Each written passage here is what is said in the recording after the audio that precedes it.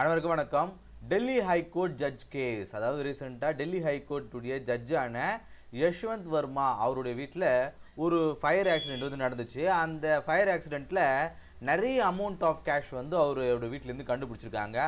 So இந்த amount of cash அவருக்கு எப்படி வந்துச்சு அப்படிங்கிற அந்த வழக்கு வந்து தொடர்ந்துருக்காங்க. ஸோ முதல் கட்டமாக இந்தியாவுடைய சீஃப் ஜஸ்டிஸான சுப்ரீம் கோர்ட்டுடைய சீஃப் ஜஸ்டிஸான சஞ்சீவ் கண்ணா என்ன பண்ணியிருக்காரு, ஸோ அவர் வந்து இமீடியட்டாக வந்து ட்ரான்ஸ்ஃபர் பண்ணியிருக்காங்க. ஸோ இவர் தான் வந்து யஷ்வந்த் வர்மாங்க. இவர் தான் வந்து டெல்லி குஜராத்துடைய அலகாபாத் ஹைகோர்ட்டுக்கு வந்து சேஞ்ச் பண்ணியிருக்காங்க. நீங்கள் டெல்லியில் இருக்க வேணாம், நீங்கள் வந்து அலகாபாத் ஹைகோர்ட்டுக்கு வந்து நீங்கள் போயிடுங்க அப்படின்ற மாதிரி சொல்லியிருக்காங்க.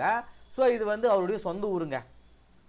ஏன் வந்து இவ்வளோ தூரம் வந்து நீங்கள் இருக்கணும், நீங்கள் உங்கள் சொந்த ஊருக்கே போய்ட்டு ஒர்க் பண்ணுங்கள் அப்படின்ற மாதிரி அவங்கள அனுப்பிட்டுருக்காங்க. அது வந்து அவருடைய பேரண்ட் கோர்ட்டுங்க. சரிங்களா?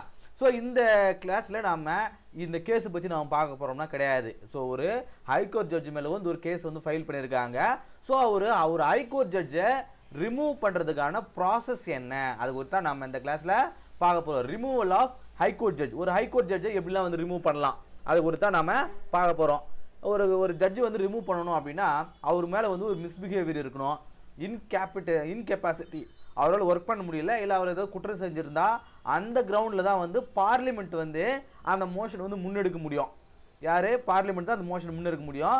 ஸோ இந்தியன் கான்ஸ்டியூஷனில் இம்பீச்மெண்ட் அப்படிங்கிற ஒரு வார்த்தை கிடையாதுங்க. ஆனால் நாம் வந்து வழக்கில் யூஸ் பண்ணிட்டு இருக்கோம். Indian constitution does not use the word impeachment. இம்பீச்மெண்ட்ன்றது ரிமூவல்னு சொல்லுவாங்க. நாம் ரிமூவல் இல்லாமல் இம்பீச்மெண்ட் அப்படின்னு சொல்லுவோம். சரிங்களா?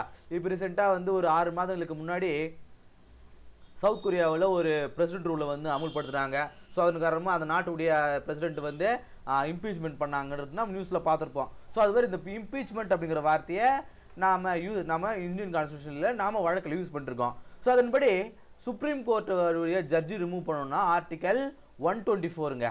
ஹைகோர்ட்டுடைய ஜட்ஜி ரிமூவ் பண்ணணும் அப்படின்னா ஆர்டிகல் 218ங்க. ஸோ இந்த 2 ஆர்டிக்கலை யூஸ் பண்ணி தான் நாம் எந்த 2 ஜட்ஜஸுமே வந்து ரிமூவ் பண்ண முடியும் அப்படின்னு சொல்கிறாங்க. சரிங்க, இப்போது ஒரு ஜட்ஜை வந்து ரிமூவ் பண்ணணும் அப்படின்னா அதுக்கான மோஷன், அதுக்கான அந்த முன்னெடுப்பு யார் எடுக்கணும் அப்படின்னா பார்லிமெண்ட்டுடைய எந்த ஹவுஸாக இருந்தாலும் அதை வந்து முன்னெடுக்கலாங்க.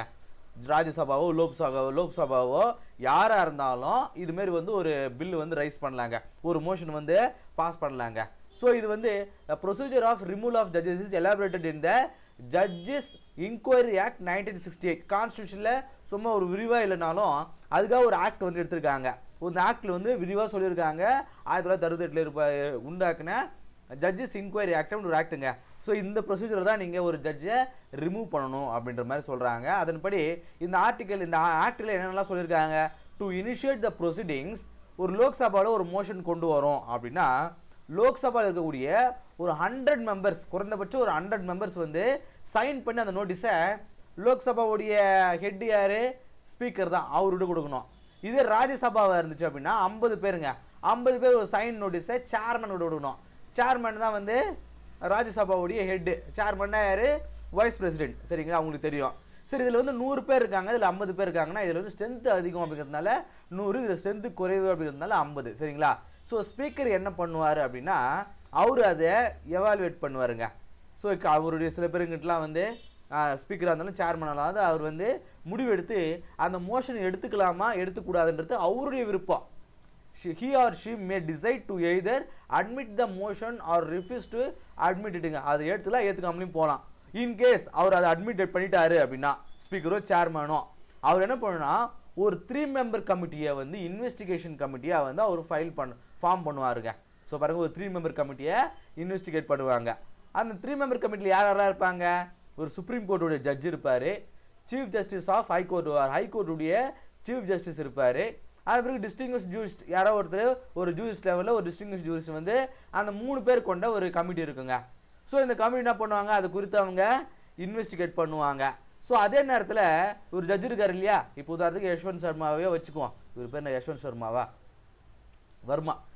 வர்மா. ஸோ இவர்கிட்டயும் வந்து ஒரு ஒப்புதல் கேட்பாங்க. நீங்கள் என்ன சொல்ல வரீங்க? ஒரு ரிட்டன் டிஃபென்ஸ் வந்து அவர்கிட்ட எழுதி கேட்பாங்க. நீங்களும் வந்து உங்கள் தரப்பு நியாயத்தை வந்து சொல்லலாம் அப்படிங்கிறத. ஸோ பாருங்கள், ரிட்டன் டிஃபென்ஸையும் வந்து அவர் வந்து கொடுக்கலாம். நான் இந்த காரணங்களுக்காக தான் இப்போ என் வீட்டில் வந்து அவ்வளோ அமௌண்ட்டுன்றது வந்து எப்படி வந்துச்சு அப்படிங்கிறத அவர் ரிட்டன் டிஃபென்ஸாக வந்து கொடுக்கலாம் அப்படின்றாங்க. அதன் பிறகு அந்த கமிட்டி வந்து இன்வெஸ்டிகேட் பண்ணுறாங்க.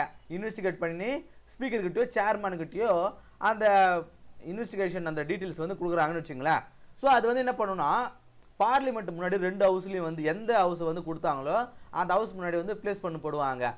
அந்த ரிப்போர்ட்டில் அவருக்கு வந்து இன்கெப்பாசிட்டி அண்ட் மிஸ்பிஹேவியர், அவர் வந்து சிறப்பாக செயல்படுறதுக்கான தகுதி அவர் இல்லைனாலோ இல்லை ஏதாவது தவறுகள் செஞ்சுருந்தாலோ ஸோ அந்த ரிமூவல் மூமெண்ட்டை வந்து அவங்க டிபேட் பண்ணலாங்க. உடனே எடுக்கணும் வேண்டிய அவசியம் கிடையாது. கன்சிடர் பண்ணலாம், இல்லை டிபேட் பண்ணலாம், விவாதிக்கலாம். அவர் ரிமூவ் பண்ணலாமா வேணாமா அப்படிங்கிறத அவங்க வந்து டிபேட் பண்ணலாம். டிபேட் பண்ணதுக்கு பிறகு எந்த ஹவுஸில் வந்து அதை எடுத்தாங்களோ அதை பாரு motion for removal is record to adopted by the each house of the parliament. ரெண்டு ஹவுஸ்லையுமே வந்து அவங்க வந்து அது ரெண்டு ஹவுஸ்லையுமே வந்து அவங்க டிசைட் பண்ணணும் அவர் வந்து ரிமூவ் பண்ணணுமா வேணாமா அப்படிங்கிறத ரெண்டுத்துலையுமே வந்து ஒப்புதல் தரணும். அதன்படி டோட்டல் மெம்பர்ஷிப்பில் 2 ஹவுஸ் இருக்காங்க இல்லையா, அந்த டோட்டல் மெம்பர்ஷிப்பில் மெஜாரிட்டி வரணுங்க.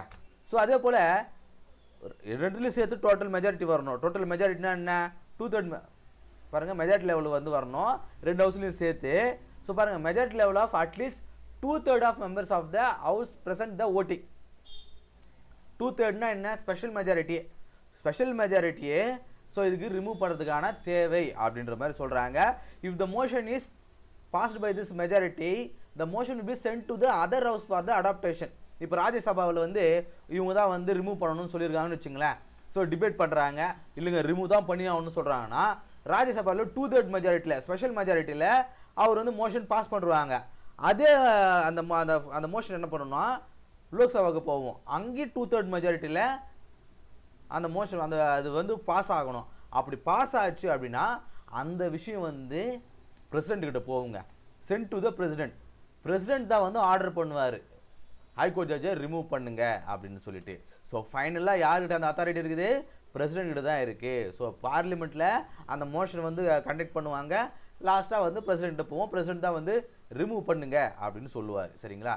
ஸோ இங்கே கொடுத்துருக்காங்க பாருங்கள் என்னென்ன அப்படிங்கிறத. சரிங்களா?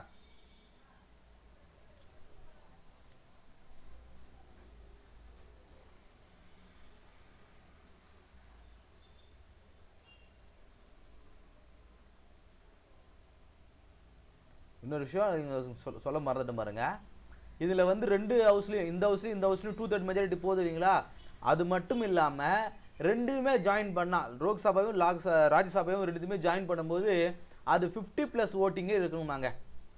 இப்போ வந்து 2 அவையும் சேர்ந்து ஒரு 600 ஓட்டு இருக்குதுன்னு வச்சுங்களேன். அந்த 600ல் 301 ஓட்டிங் வந்து இவர் ரிமூவ் பண்ணணும்னு வரணும். 301 ஓட்டிங் வந்து அதாவது 50+ 51 வரணுங்க. அந்த அளவுக்கு இருந்துச்சுன்னா அவர் ரிமூவ் பண்ணிடலாம் அப்படின்ற மாதிரி சொல்கிறாங்க. சரிங்களா? இப்போது ப்ராக்டிஸ் கொஷினுங்க. இந்த கொஷினுக்கு மேலே நடத்தின இந்த கிளாஸஸை பேஸ் பண்ணி இப்போ ஒரு கொஷினு, இந்த கொஷினுக்கான ஆன்சரை நீங்கள் கீழே சொல்லுங்கள். Under the judges inquiry act 1968 what is the composition of the 3-member committee constituted to investigate allegations against a high court judge in an impeachment moments. இப்போ ஒரு இந்த ஆக்டை பேஸ் பண்ணி இந்த ஆக்ட் கொண்டு வந்தாங்க இல்லையா, அதை வெளியே சொல்லியிருப்பாங்க இல்லையா. ஸோ இப்போ ஒரு கமிட்டி உருவாக்குறாங்க 3-member கமிட்டியை. இந்த 3-member கமிட்டியில் யாரெல்லாம் இருப்பாங்க? Chief justice of India, attorney general of India, supreme court judge. இந்த விஷயம் கரெக்டாக, இந்த ஆப்ஷன் கரெக்டாக. அடுத்து supreme court of judge, chief justice of high court and distinguished டூரிஸ்ட்டுங்க, இவர் இருப்பாரா? அடுத்தது speaker of the Lok Sabha, chairman of the Rajya Sabha, supreme கோர்ட்டோட ஜட்ஜு. அதற்கு 2 supreme court judges, senior advocate of the supreme court. ரொம்ப ஈஸியானதுங்க. மேலே நம்ம கிளாஸை கொஞ்சம் கவனிச்சிருந்தாலே இந்த கொஷனுக்கு வந்து ஈஸியாக ஆன்சர் பண்ணிடலாம். சரிங்களா? இந்த கொஷனுக்கான ஆன்சர் ஏவா, பியா, சியா, டியா அப்படிங்கிறத கீழே கமெண்ட்டில் சொல்லுங்கள். இந்த கிளாஸ் உங்களுக்கு யூஸ்ஃபுல்லாக இருந்திருக்கும் அப்படின்னு நம்புகிறேன். அடுத்த கிளாஸ் சந்திப்போம். நன்றி.